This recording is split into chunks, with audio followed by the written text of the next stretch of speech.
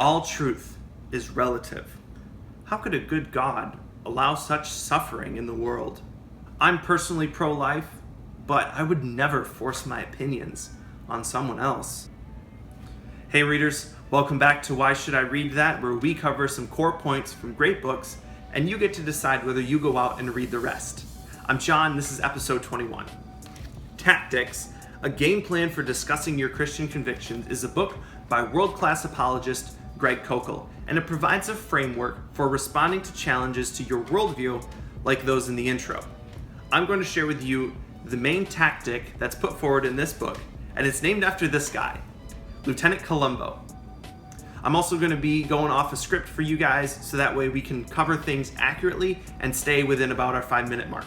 So this book goes beyond just rhetoric for defending the Christian faith and gives you the ability to steer a conversation so that each person can be heard and offered the opportunity to see the strengths and weaknesses of their views.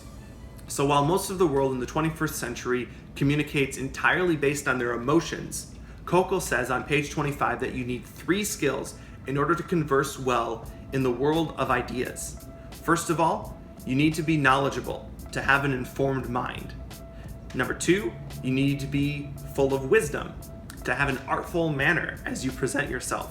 And number 3, you need to have character, an attractive manner for dealing with other people. So tactics is structured around building wisdom and being artful in your conversations with others. For knowledge, at least in the realm of apologetics, I recommend the Bible.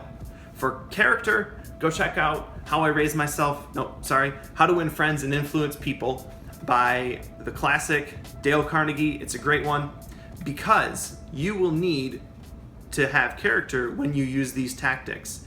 What I'm going to lay out for you guys is extremely powerful, and it can be used for verbally bludgeoning another person. So don't be a jerk about it if you're going to use this tactic. Speak the truth in love, and remember, most people have not given a whole lot of thought to the views that they've been told for their entire life.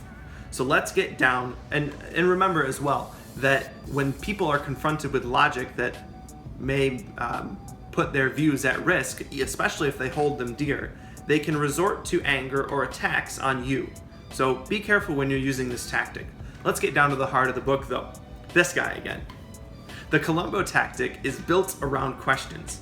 Why is that? Questions are friendly, they're educational, and they put you back in the driver's seat. From page 47, never make a statement, at least at first, when a question will do the job.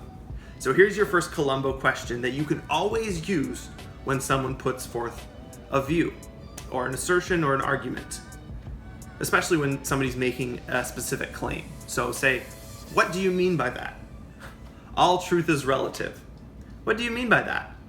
Well, Trump is a terrible candidate. What do you mean by that? All Christians are hate mongers. What do you mean by that? The other person then has to take the time to respond. Remember, some people are simply blowing steam and they don't really realize what they are meaning when they make that assertion.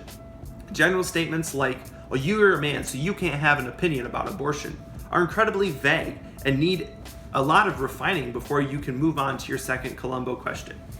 So once the other person responds and clarifies, your second question is this. Now, how did you come to that conclusion? Say, for example, you're told, well, our universe is one of thousands, and it only happens to be the one that looks designed. How did you come to that conclusion? This question puts the burden of proof back to the person who put forth the view instead of asking you to defend something and respond to the assertion. In order to stand up, their explanation needs not only to be possible, plausible, it also needs to be probable or more likely than the one that you hold.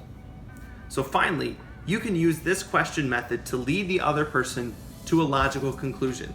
This leading with questions line of reasoning is a step in the Colombo tactic that requires quite a bit of practice, as well as you listening carefully to their line of reasoning and being able to respond to assumptions one at a time as they appear. When a new idea surfaces, jump right back into, what do you mean by that? And take it from the top. Your most non-threatening approach is to continue to point out errors of logic with questions.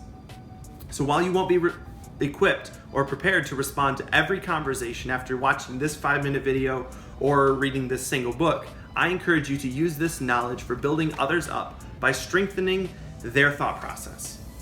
You don't have to convince everyone you talk with that they are wrong and you are right, but you shouldn't let them get away with making assumptions that you know are false. Lastly, don't be a logical justice warrior and go looking for fights with your newfound tactics.